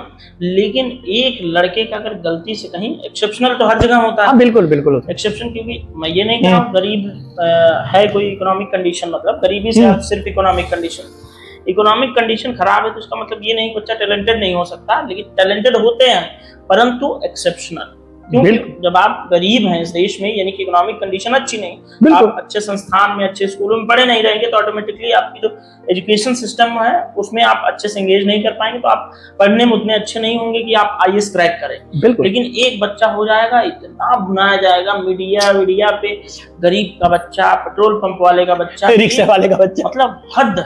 और इस चक्कर में लाखों गरीब लोग लुट जाते हैं। बिल्कुल, कोई घर बेच दिया, कोई प्रॉपर्टी बेच दिया, कोई जमीन गिरवी रख के आ गया IAS बनना। मैं बताता हूँ कि जितने भी बड़े कोचिंग है, नाम नहीं लूंगा लेकिन आप जानते हैं, सब लोग जानते हैं, जो देख रहे होंगे बच्चे भी जानते होंगे, वो पैसा आपसे लेता है, 2 लाख फीस लेता है, 2.5 लाख फीस लेता है, लेकिन हकीकत क्या होती है, जब रिजल्ट आता है तो जो IITN है या जो आप देखेंगे जामिया RCA वगैरह से निकलता है, उसी सबको पकड़ता है और उसके साथ फोटो खिंचवा लेगा और कहेगा हमारे यहाँ से निकला। भाई एक बच्चा सोचिए, एक सफल अभ्यर्थी 20-20 कोचिंगों में कैसे पढ़ सकता है। बिल्कुल, ये सोचिए, ये तो कॉमन सेंस है ना भाई। अब जैसे देखते हैं फ्रॉड जो करता है आजकल दौर में, वो बोलेगा कि आप इतना लाख रुपया जीते, आप करो, आप तुरंत से आपका ये करता है। तो आपको सोचना चाहिए कि बगैर मेहनत के कैसे हो गया। तो अब आपको सोचना चाहिए कि भाई ये जो स्टूडेंट है, यही A कोचिंग में भी है, यही B कोचिंग में भी है। भाई अगर एक कोचिंग का 2.5 लाख फीस है तो क्या 10 कोचिंग में तो 25 लाख रुपया कहाँ से हो जाएगा भाई? सही बात, सिंपल सी बात है। और एक व्यक्ति 25 कोचिंग में कैसे 10 कोचिंग में कैसे पढ़ेगा? और तो इतनी महंगी फीस है। बिल्कुल। तो कोचिंग जो है, देखिए कोचिंग में हम ये नहीं कहते, हम इसीलिए कहते हैं, हमने अभी भी कहा है कि अभी जो UPSC का एग्जाम हुआ 2026 का, आप देखेंगे किसी भी कोचिंग के टेस्ट से एक भी क्वेश्चन हमको दिखा दे के नहीं आएगा। सही बात। लेकिन होता क्या है कि वो लोग बुनाएंगे पूरा जैसे रिजल्ट आएगा। तो हम इसी वक्त बोले थे कि भाई आप कोचिंग छोड़ चुके, आप खुद कोचिंग में पढ़ के देख चुके हो तो एक भी क्वेश्चन नहीं आया। तो अब आपको जो सही होता है, जैसे अभी आपके मंच पे तो बहुत सारे हमारे ग्रुप के लोग आए हैं, जो आए वो लोग सही मेंटोरशिप करते हैं, हम भी मेंटोरशिप करते हैं। आप आइए, जो भी मेंटोरशिप होगा आपको मैं शुरू में ही बताया, कोई भी बच्चे का बेसिक, जैसा आपने बताया कि बस आप NCERT और इसको आप पकड़ लो, फॉलो कर लो। Self study is the best study, हम मानते हैं, लेकिन सेल्फ स्टडी के साथ, मेंटोरशिप के साथ आपको धैर्य भी रखना होगा। ऐसा नहीं कि एक ही बार आप करें और चले गए। इस संदर्भ में मुझे वसीम सर की, जो अभी आए थे मित्र हैं, वसीम खान सर, उनका एक स्टेटमेंट याद आता है। यहीं बैठ के उन्होंने कहा था कि ऐसे कोचिंग इंडस्ट्री की बातें चल रही थी, उन्होंने कहा कि कोचिंग वालों का बस चले तो बच्चा बाद में पैदा हो, IAS पहले बने। बिल्कुल, वही तो मैं एग्जांपल एडमिशन पहले ही ले ले, वही एग्जांपल में देखा कि देखिए, मैं आपको फोटो भेजने वाला था, इतना छोटा बच्चा भाई 6 से 8 तक क्या मतलब बनता है। नहीं सर, अगर वो मिले फोटो मैं आपको भेज दूं, हाँ वो शॉर्ट के लिए, इसलिए मैं बिल्कुल लगाऊंगा। मैं UPSC जो हम लोग झेले हुए हैं, 2006 में मेरा लास्ट अटेम्प्ट था, और मेरा जो एज था वो किस तरह से हमको याद है कि जब मैट्रिक में था किस तरह से हुआ था हमारा, तो ओरिजिनल एज है उससे 1 साल एक्स्ट्रा लिखा हुआ था, एक्स्ट्रा लिखा हुआ था, अटेम्प्ट खत्म हो गया। हाँ, 1 साल अगर और रहता, क्योंकि हम लोग के टाइम में मुश्किल से 300-400 सीट होता था, तो उतना टफ, और जनरल स्टूडेंट बड़ा टफ होता था। लेकिन चलिए खैर, तो हम ये कहना चाहते हैं कि कोई भी कोचिंग जो है आपको UPSC नहीं करवा सकता है जब तक कि आप खुद अपने आप को सेल्फ तैयार ना करें। और सेल्फ तैयार करने के साथ साथ सबसे जरूरी है, आप अगर मेंटोरशिप लेते हैं कोई भी एक्सपर्ट से, कोई भी एक एक्सपर्ट से ले लो, कोई भी जो आप जानते हैं, आपके डोमेन में बहुत सारे एक्सपर्ट होंगे जो बड़े बड़े कोचिंग में पढ़ाते हैं, उससे लेना है। लेकिन आप हमेशा याद रखें, जो भी इन लोगों की टीम होती है ना बड़े कोचिंग की, आपको देखने में बहुत अट्रैक्टिव लगेगा मटेरियल, लेकिन कोई भी मटेरियल काम का नहीं होता है। हाँ, ये चीज है कोचिंग वालों की, कोचिंग इंडस्ट्री की बहुत अच्छी बात ये है कि देखिए हर व्यक्ति अब जैसे पर्सनल मेंटोरशिप मिलने लगी, पहले नहीं मिलती थी। हाँ, पहले नहीं मिलती थी, ये बात तो इंस्टीट्यूशनलाइज होता था। तो कोचिंग इंस्टीट्यूट का अपना एक महत्व है, बिल्कुल है। लेकिन हाँ, कोचिंग इंस्टीट्यूट को आप सिर्फ एज अ गाइडेंस की भूमिका में रखें, एक सप्लीमेंट के रूप में रखें। हाँ, बस। ये विकल्प नहीं है कोई कि आप समझ लेंगे कि आप यूनिवर्सिटी को छोड़ दें, स्कूल कॉलेज को छोड़ दें और सीधे आप कोचिंग में चले आए, नहीं। हाँ, लेकिन जरूर है कि जैसा मैंने बताया कि अगर आपको मेंटरशिप नहीं मिलता तो कोई भी एक अच्छा कोचिंग आप ये देख सकते हैं जिसमें आपको एड ऑन किया जाएगा, नया कुछ नहीं दिया जाएगा, जो डे टू डे एक्टिविटीज उसमें एड ऑन आपको। बिल्कुल सर, जैसे आज का डिजिटल शिक्षा का युग है जिसे हम एडिटेक बोलते हैं। बिल्कुल। और अब वो सुदूर गांव में भी पहुंच चुका है ऑनलाइन माध्यम से। और ऑफलाइन मैं समझना चाहता हूं कि ऑनलाइन की वजह से प्रभावित तो हुआ है, लेकिन आप थोड़ा समझाइए कि क्या ऑनलाइन ऑफलाइन का विकल्प हो सकता है? देखिए, कतई नहीं। पहली बात है, ऑनलाइन तो ऑफलाइन का विकल्प नहीं हो सकता, लेकिन एक दूसरे के पूरक जरूर हो सकते हैं। ठीक है, एक दूसरे की भूमिका में। बिल्कुल। जैसे कि आप सोचिए कि एक गांव बहुत दूर बिहार में कहीं भी, तो वहां आप जाते हैं तो बहुत सारे ऐसे गांव अभी भी हैं जहां 3G या 4G भी ढंग से काम नहीं करता है। अब क्या होता है, उनको उस तरह से सुविधा नहीं मिलती, पहली बात। दूसरी बात, ऑफलाइन सिस्टम क्या होता है कि देखिए यूपीएससी क्या है कि जैसे मैंने शुरू में बताया कि तैयारी आपका कंटिन्यूअस चाहिए, क्वालिटी मटेरियल चाहिए और डिसिप्लिन वे में चाहिए। अब ऑनलाइन में क्या सिस्टम है कि डिसिप्लिन बच्चे नहीं हो पाते। अब लगा दिया, फोटो लगा दिया, अब वो बच्चा है भी या नहीं है वो भी पता नहीं चलता। जैसे आप जानते ही हैं कि अक्सर जब किए थे तो हम लोग ऑनलाइन ही, तो मुलाकात, हाँ ऑनलाइन आप लोगों की, तो जो भी बच्चे को हम लोग ऑनलाइन पढ़ाते हैं, अभी भी जामिया में भी पढ़ाते थे, वो अभी हैं तनवीर भाई, वो सब वो जो भी था, तो वहां हम देखते कि ऑनलाइन में बच्चे उतना सीरियस नहीं हो पाते।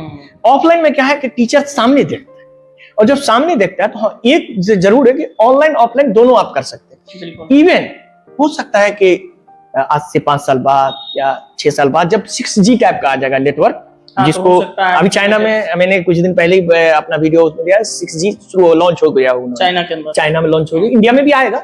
इंडिया में थोड़ा सा स्लो है लेकिन आ जाएगा। जब 6G आएगा तब उस तरह से एक वर्चुअल क्लासरूम अगर आप बना देते हैं, कोई एक हर डिस्ट्रिक्ट में बना देते हैं, तब दूर से दूर गांव तक पहुंच सकता है। वो बात आगे की बात है, लेकिन अभी जो है ऑफलाइन ही सबसे बेस्ट है। लेकिन ऑनलाइन जरूर उसका सप्लीमेंट के तौर पे, पूरक के तौर पे, इमरजेंसी के तौर पे, आप जैसे अचानक कोरोना आ गया, क्या कर सकते हैं? सही बात, ठीक बात, इस तरह से आप कर सकते हैं। सर, चूंकि हमने जो गंभीर या ये कहें कि अच्छे मुद्दों को टच करने का प्रयास किया, हमारी बातचीत का last segment rapid fire round होता है, जिसमें मैं कुछ छोटे सवाल पूछता हूं जिसके आपको कुछ जवाब देना है। लेकिन हाँ, एक चीज मैं लिबर्टी देता हूँ थोड़ा बहुत कि अगर आपको लगे कि हाँ कोई सवाल इतना महत्वपूर्ण है जिसका जवाब देना बहुत जरूरी है, तो आप कुछ लंबा भी बोल सकते हैं। अच्छा, ठीक है, चलिए, शुक्रिया। तो सर, यूपीएससी की तैयारी के लिए सबसे जरूरी जो क्वालिटी है वो क्या होती है? अगर हम 2 चीजों में चुनने का आपको विकल्प दें, हार्ड वर्क और स्मार्ट वर्क, तो दोनों में से क्या आप चुनेंगे? देखिए, आपका क्वेश्चन जो है, इस क्वेश्चन को आप सीधा आप समझिए कि हार्ड वर्क जो है, स्मार्ट वर्क, दोनों आपने कहा, तो smart work is nothing beyond the hard work. जब तक आप हार्ड वर्क नहीं करेंगे, स्मार्ट पहले आप पढ़ेंगे ना, उसके बाद स्मार्टली आप लिखेंगे, तो दोनों एक दूसरे का समझिए कि पर्याय है, दोनों को साथ में रखना होगा, हार्ड वर्क भी और स्मार्ट भी। हार्ड वर्क करें लेकिन स्मार्टली करें, वर्क हार्ड स्मार्टली। ये स्मार्ट आंसर भी है सर। जैसे आप ज्योग्राफी पढ़ाते हैं, तो हम समझना चाहते हैं ज्योग्राफी का आपका सबसे पसंदीदा जो टॉपिक है वो क्या है, जिसको पढ़ाने में आपको सबसे ज्यादा मजा आता है? हाँ, ये बात बहुत ही अच्छा है। पहला तो एक टॉपिक का नाम बताऊंगा, और जो एक पूरा थीम आप देखते हैं, क्लाइमेटोलॉजी हमको सबसे बेस्ट लगता है, और उसमें जो सबसे बेस्ट टॉपिक है वो मॉनसून के बारे में। मॉनसून, हाँ। कई क्यों? अब मॉनसून आप पढ़ते हैं तो एक तरफ तो आप क्लाइमेटोलॉजी पढ़ लेते हैं, दूसरा तरफ भारत की अर्थव्यवस्था को भी पढ़ते हैं। बिल्कुल। तीसरा अगर आप देखें उसमें क्या आप पढ़ते हैं मॉनसून के साथ साथ, तो अब अर्थव्यवस्था हो गया आपका, क्लाइमेट के बारे में आपने पढ़ा, उसके बाद जो एग्रीकल्चर है उसके बारे में भी आपको अच्छी जानकारी मिलती है। उसके साथ ही साथ जो हमारा सिस्टम है, जो होना चाहिए, जो एक समझिए कि उससे पॉवर्टी से जुड़ा हुआ, तो कई मुद्दे एक साथ आ जाते हैं। और इसमें जैसे मॉनसून में क्या कहा, क्यों कहा, इसका भी एक थोड़ा सा आपने थोड़ा लिबर्टी दिया है, तो थोड़ा लंबा मैं ले सकता हूँ थोड़ा सा, इसलिए मैंने कहा कि थोड़ा सा शुक्रिया इसके लिए। तो मॉनसून क्यों? क्योंकि मानसून जो हमारा है ये सबसे रहस्यमयी है और इस पे अभी भी रिसर्च हो रहा है। सबसे बड़ी बात ये डायनामिक टाइप का टॉपिक, जैसे मैंने बताया कि ये आप देखिए कि 1918-1920 में भारत में बहुत बड़ा अकाल आया था। इतिहास में आप पढ़ेंगे बहुत बड़ा अकाल आया था। उस वक्त हमारा जो इंडियन मेट्रोलॉजिकल ऑर्गेनाइजेशन, जिसको IMD कहते हैं ना, इंडियन मेट्रोलॉजिकल डिपार्टमेंट, जो अभी भी है, जो मौसम विज्ञान, भारत का मौसम विज्ञान संगठन, संगठन जो वो डिपार्टमेंट का जो हेड थे उनका नाम था सर गिलबर्ट वाकर। ठीक है, उस वक्त थे। अच्छा, ब्रिटिश इरा में थे। तो उस 1820 में तो ब्रिटिश का ही राज रहा होगा। तो भयंकर अकाल आया, मानसून आया ही नहीं। तो बोला भाई, उससे पहले लोग ये समझते थे मानसून का, जिस तरह से हम लोग स्थलीय समीर और जलीय समीर समझते हैं ना, कि भाई गर्म हो गया और तो यहाँ से लो प्रेशर बना, समुद्र से हाई प्रेशर की तरफ से आया और यहाँ बारिश हो गई। सिंपल यही था। तो बोला भाई, अगर सिंपल होता तो इस साल क्यों नहीं हुआ? और तब उनको सौंपा गया कार्य। उन्होंने काफी मेहनत करी। 1930 में उन्होंने अपनी रिसर्च छापी और रिसर्च में उन्होंने कहा, जो जिसको अभी हम लोग कहते हैं वाकर साइकिल, जिसको हम लोग कहते हैं वाकर साइकिल, ENSO, जो अल्नीनो नॉर्दर्न ऑसिलेशन, उन्होंने डार्विन और ताहिती जो ऑस्ट्रेलिया में, उसके इसलिए उसका साउदर्न ऑसिलेशन नाम है। उन्होंने कहा एक तो हम लोग ऐसा ग्लोब का सर्कुलेशन देखते हैं हेडली सेल, पोलर से, और एक बोला कि ये है जिसका वाकर सेल बाद में नाम पड़ा। तो उसके बाद फिर हम लोग अल्नीनो पे आते हैं और ये सारा अल्नीनो भी जुड़ा हुआ। अभी लेटेस्ट में उसमें पता चल गया तो बोलते MJO, जो मेडियन जूलियन ऑसिलेशन। तो ये सारी चीजें, और ये सारी चीजें हमारे मानसून को प्रभावित करती है। तो मानसून और इस पे मैंने वीडियो भी दिया है और मुझे पढ़ाने में मजा आता है इसको थोड़ा। मेरा भी बहुत फेवरेट और काफी कॉम्प्लिकेटेड है। अभी जैसे मैंने बताया, अभी भी रिसर्च है। अभी कुछ अभी आपने देखा वो क्लाइमेट चेंज की वजह से इस पे क्या इम्पैक्ट पड़ा है, इस पे भी अभी कुछ रिसर्च। हमारा तो खैर ईमेल आता रहता है कुछ। अच्छा सर, ये वाला जो 2026 का ये ईयर है, वो अल नीनो ईयर है ना? हाँ, अल नीनो है। इसमें बारिश कम होगी। अल नीनो में बारिश कम होगी। और सबसे बड़ी चीज है, इसको अल नीनो ही नहीं, सुपर एल नीनो की बात कर रही है। कैसे? सुपर एल नीनो का मतलब हो गया कि और ये ज्यादा इंटेंस होने वाला है। क्योंकि अब अल नीनो हम लोग तो एक यहाँ पढ़ते हैं, लेकिन एक सेंट्रल पैसिफिक का अलग होता है, उसका अलग होता है कि काफी डिटेल होता है, क्योंकि वो फिर लंबा चला जाएगा। तो मोटे तौर पे मैं ये कहूँ कि मानसून इस सबसे रिलेटेड है, क्योंकि मेरा भी फेवरेट टॉपिक है, इसलिए मैंने हाँ बोलिए, मजा आ रहा है। चलिए, अगर एक किताब जो यूपीएससी के सिलेबस से बाहर वाली कोई किताब हो जो आपकी फेवरेट हो और हर युवा को पढ़ना चाहिए, जिससे उसकी जिंदगी में कुछ मेजर परिवर्तन आए, तो क्या होगा? हम सभी बच्चों को ये सलाह देते हैं कि द अल्केमिस्ट है और ये पाउलो कोएल्हो, ये बुक लाए हैं, आप लोग देख लीजिए। ये बुक काफी इंस्पायरेशनल है, क्योंकि हमारे यहाँ जो एक ट्रेडिशन बना हुआ है उसको इसमें तोड़ने की कोशिश करी गई है। सर, इसमें अल्केमिस्ट में थोड़ा अगर वो कुछ स्टोरी बताएं तो। हाँ, वो थोड़ा सा बताते हैं, वही करें, थोड़ा 2-3 पॉइंट बताते हैं, ज्यादा चूंकि शॉर्ट में तो हम ज्यादा बता नहीं सकते, लेकिन फिर भी जो आपने छूट दे रखा है तो हम उसका यूज कर रहे हैं, आपके छूट का थोड़ा यूज कर रहे हैं। तो इसमें 2-3 बातें हैं जो आपको ध्यान रखनी है, खास करके यूपीएससी एस्पायरेंट्स को। और ये आपको हमेशा, पहला तो इसमें आप देखें कि ये बच्चे जो भी है इसमें सपना का पीछा कर रहे हैं, अपना जो एक ड्रीम है उसको। और इसमें 2-3 चीजें, पहला, आपके ड्रीम में, आपके जो सपना है उसको साकार करने में पहला रुकावट क्या आता है? जब आप बच्चे होते हैं और कहते हैं कि मैं IAS बनूंगा, बेटा कहता है, तो आपके जो आस पर है, तुम कैसे IAS बन जाओगे? तो ये कहता है कि इट इज इम्पॉसिबल, कि ये इम्पॉसिबल है, तुम बन ही नहीं सकते। तो ये जो कहता है, और ये मैं खुद झेला हुआ, जैसा कि मैंने अभी कुछ दिन पहले आपको बताया कि मैं 65 था, और तो मैं जब एम्स का भरा था तो बहुत सारे पड़ोसी इतना गुस्सा, अरे तुम इतना ले आए तो क्या तुम एम्स में हो जाएगा तुम्हारा? भले वो नहीं, जो अलग बात है, लेकिन एक ये हर्डल जो दे देता है ना, वो आपको माइंड पे पड़ता है। दूसरा, इसमें सबसे बड़ी चीज ये बताई गई है कि एक लव एंड केयर, जैसे माँ बाप का आपका प्यार होता है, अगर हम ये नहीं करेंगे तो क्या होगा, क्या होगा, क्या होगा, इसको भी आपको तोड़ना है।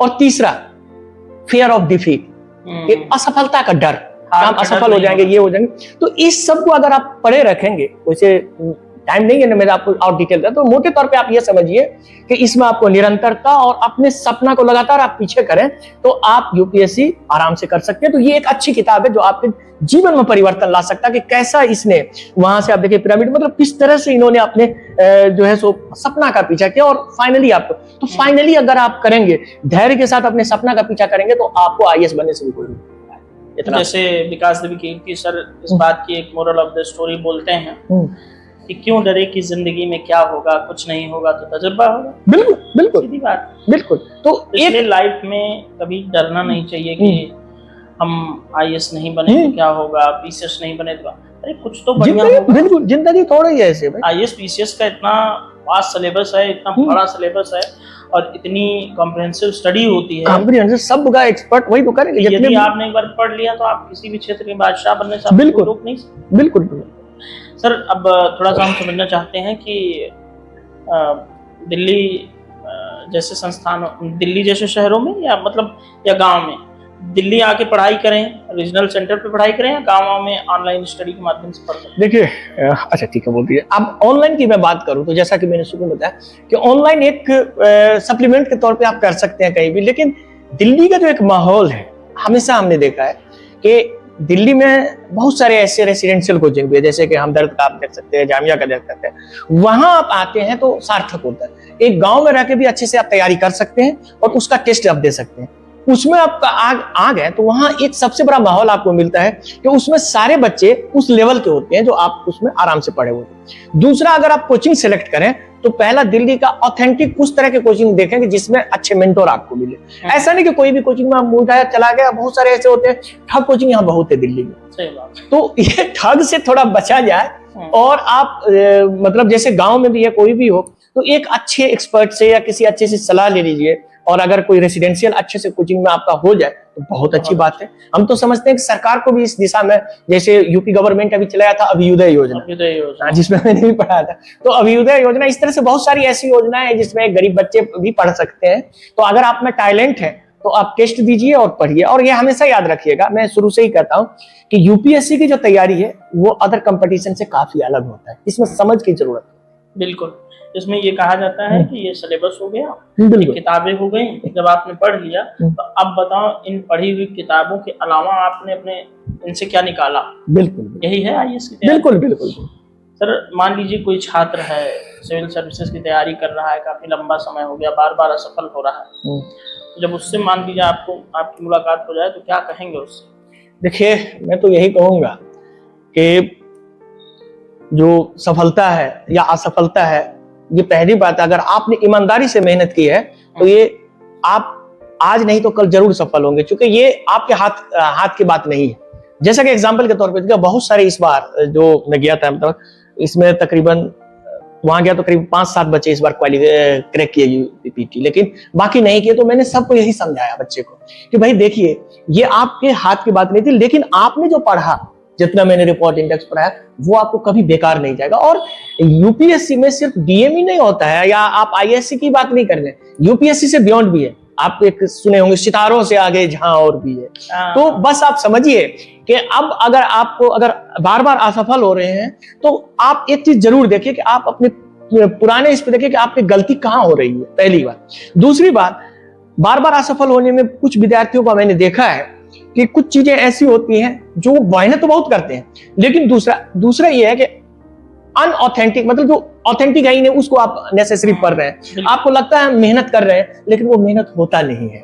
इसीलिए जो कंक्रीट, जो ऑथेंटिक सब्जेक्ट है, उसको आप फोकस कीजिए, उसी को आप रिवाइज कीजिए, और आप देखिएगा इतना चेंजेस आएगा कि अगली बार आप आराम से निकाल लेंगे। बिल्कुल। सर मान लीजिए कि आपको मैं एक हाइपोथेटिकल सिचुएशन देता हूँ, बिल्कुल, भारत का शिक्षा मंत्री बना दिया जाए आपको, जैसे अभी धर्मेंद्र प्रधान जी हैं, तो उनके खिलाफ बड़ा प्रोटेस्ट चल रहा है जंतर मंतर पे चल रहा है। मान लीजिए आप भारत के शिक्षा मंत्री बनने का आपको मौका मिल जाए, तो शिक्षा व्यवस्था में क्या एक जरूरी बदलाव आप करना चाहें? देखिए, हमारा शिक्षा व्यवस्था, इसकी बात हम कहें, नॉर्मली अफसोस की बात है कि जो भी ज्यादातर नेता लोग होते हैं वो पढ़े लिखे होते नहीं, या होते भी है तो डिग्री उनका जानते ही है कहाँ से होता ज्यादातर। हाँ, तो अब हम उस पर टिप्पणी नहीं कर, हाँ, उतने ज्यादा नहीं होते, लेकिन थोड़ा सा क्राइटेरिया नहीं रखता तो हाँ, तो हम उसमें कोई टिप्पणी नहीं कर सकते। लेकिन एक चीज हमें जरूर बताऊंगा कि अगर हमको शिक्षा व्यवस्था में सुधार करनी हो तो पहला जो सुधार होगा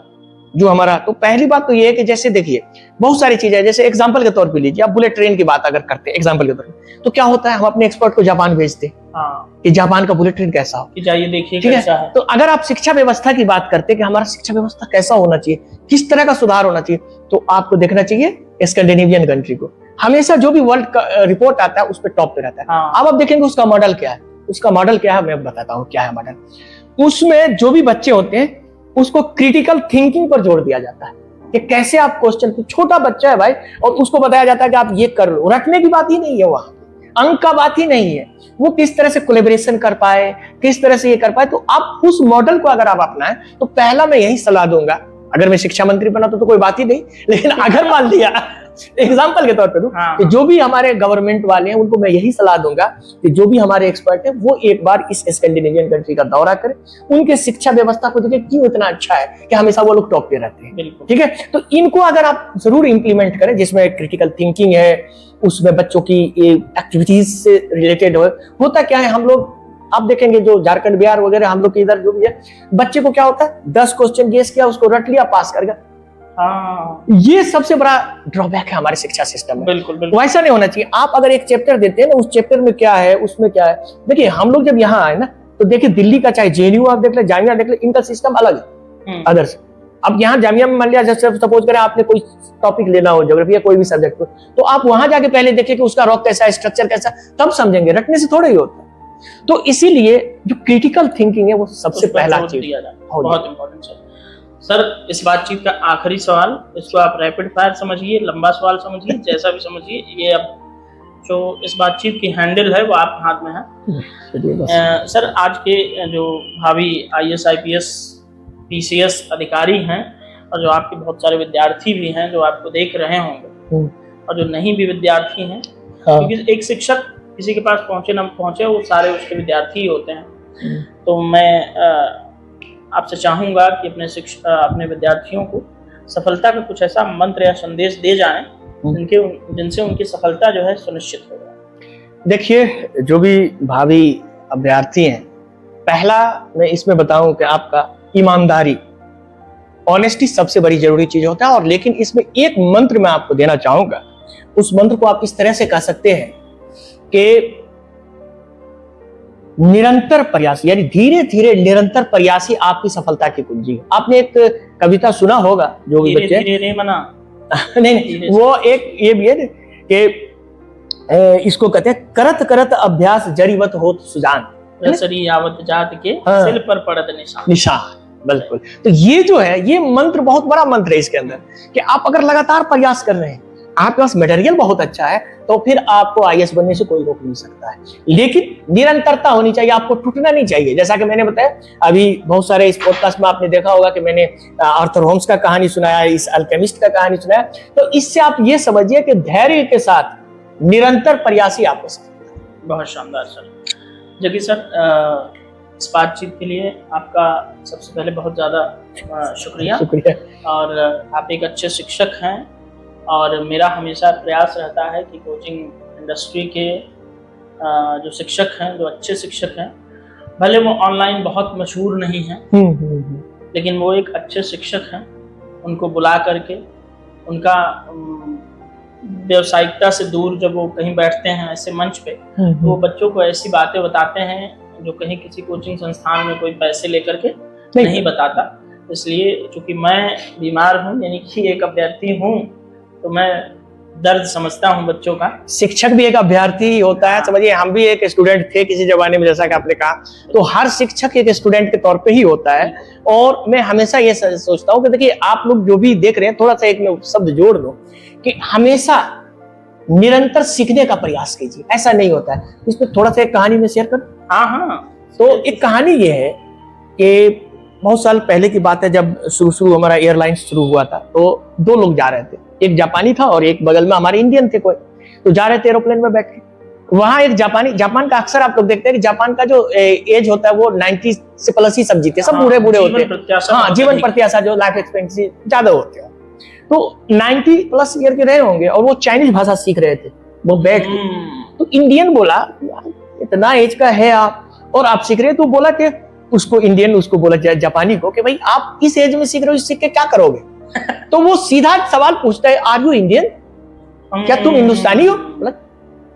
भाई तुम्हारा हिंदुस्तान में यही सबसे बड़ा प्रॉब्लम है कि तुम एक सीखने की उम्र कर लेते हो। ठीक बात, सीखने की उम्र कोई नहीं होती है, ये मंत्र आप हमेशा याद रखिएगा और सीखने का प्रयास हमेशा कीजिए। इसीलिए करें कि अगर एक बार नहीं हुआ कोई बात नहीं है, आप उसको और दृढ़ता से आगे बढ़ेंगे तो फिर आपकी सफलता कोई रोक। इसमें सर एक चीज मैं जोड़ना चाहूंगा, भारत में, अपने देश में अगर आप 40 साल के हो गए एज मान लीजिए 40 साल की हो गई तो सोसाइटी इतना बर्डन आपके ऊपर लाद देगी कि अरे भाई 40 साल की उम्र में तो आदमियों के बच्चे हो करके वो 15-15 20-20 साल के हो जाते हैं, तुम अभी भी पढ़ रहे हो, ये कर रहे हो, वो कर रहे हो, या अगर नहीं भी बच्चे हैं तो कहेंगे आप तो रणवे ही मरेंगे।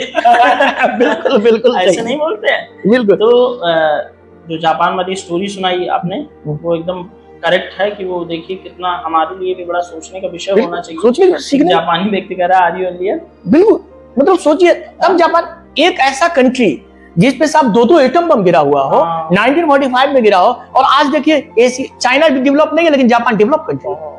तो क्यों है? Just because of education. बिल्कुल, उसका एजुकेशन, उसकी निरंतरता, सीखने की निरंतरता। अच्छा, मैंने सर एक चीज और देखा विकसित देशों में, मैं एक चैनल सबको सजेस्ट करता हूँ और लोगों को सजेस्ट करता हूँ, इन्फिनिटी स्ट्रीम करके यूट्यूब पे एक चैनल है फ्री में, वो पूरे वर्ल्ड के वीडियोस बनाते हैं अलग अलग देशों के, और अलग अलग देशों के एकदम ऑथेंटिक सोर्स से शिक्षा, हेल्थ, बिल्कुल उनके नौकरियों की क्या दशा है, उनकी कल्चर क्या है, इकोनॉमी क्या है, हिस्ट्री क्या है, ज्योग्राफी क्या है, वो सारा कुछ उसमें बताते हैं। और उस चैनल को जब मैं देखता हूँ, मैंने लगभग सारे वीडियोस देखे, और जब मैं देखता हूँ मैं ये पाता हूँ कि विकसित देशों में शिक्षा, स्वास्थ्य, दो चीजों पर इतना ध्यान दिया जाता है, इतना जिसकी कोई हद नहीं। और तीसरी सबसे बड़ी बात कि वो लोग प्राइवेसी को बहुत महत्व देते हैं। बिल्कुल, प्राइवेसी के साथ साथ वर्क लाइफ बैलेंस को बहुत महत्व दिया जाता है। जैसे अपने यहाँ क्या, उनके यहाँ स्पेशल छुट्टी का दिन जब होता है संडे को, तो अपने यहाँ काम करने वाले लोग चाहे सरकारी या प्राइवेट जॉब में हो, ये क्या करते हैं, ये एक दिन सोएंगे, लेकिन उनके यहाँ जब छुट्टी मिलती है तो वो फैमिली के साथ एक क्वालिटी टाइम स्पेंड करने के लिए थोड़ी दूर जाते हैं। बिल्कुल, तो ये मुझे बहुत खैर अच्छा लगता है सर। ये एक चीज और मैं आपको बता दूं, एक बहुत फेमस डॉक्यूमेंट्री आई थी बीबीसी अर्थ, आपने देखा होगा। उसका जो राइटर है उनका नाम है, जो वो कमेंटेटर जो थे डेविड एटनबर्ग, उनका पता है आपको, यही जून में पिछले महीने 100 साल के हो गए, और 100 साल में अभी भी स्वस्थ है, क्योंकि वो पूरा दुनिया वो घूमे। हम लोग के यहाँ क्या है, अरे यार अब रिटायर कर गए, अब तो हम यहीं पे, मेरे खुद भैया जो आईपीएस से भी रिटायर किए हैं, पटना में बैठे रहते हैं, अब बस हमेशा रिलीजियस चीज में कुरान और वो सब पढ़ते रहते हैं। बोले भैया तो अरे क्या अब हम बस, अब बताइए 60 साल में, वो 100 साल में साहब घूम रहा है। तो अब आप पटना गए तो फिर अगर भैया ने देखा तो डांटेंगे जरूर? नहीं, वो काट दीजिएगा। नहीं तो भैया कहेंगे अरे हमारा वो आप एडिटिंग कर दीजिएगा। नहीं, ये सब जाने दीजिए, खैर ये जाए उनके पास, वो भी देखें, अच्छी बात है। खैर ये हम उनकी सकारात्मक आलोचना कर रहे हैं। तो सर इस बातचीत के लिए धन्यवाद, और फिर कभी हम इस तरह की बातचीत के लिए मिलेंगे। साथियों, आप वीडियो देखिए जकी सर की, बहुत सारी बातें बहुत हल्के फुल्के अंदाज में इन्होंने बहुत गंभीर विषयों को टच किया, और आपको इनके जो बातचीत का कौन सा अंश ज्यादा अच्छा लगा उसका कमेंट बॉक्स में अपनी प्रतिक्रिया स्वरूप जरूर दर्ज कराएं। और इस बातचीत के लिए आपका बेहद बेहद धन्यवाद। Thank you.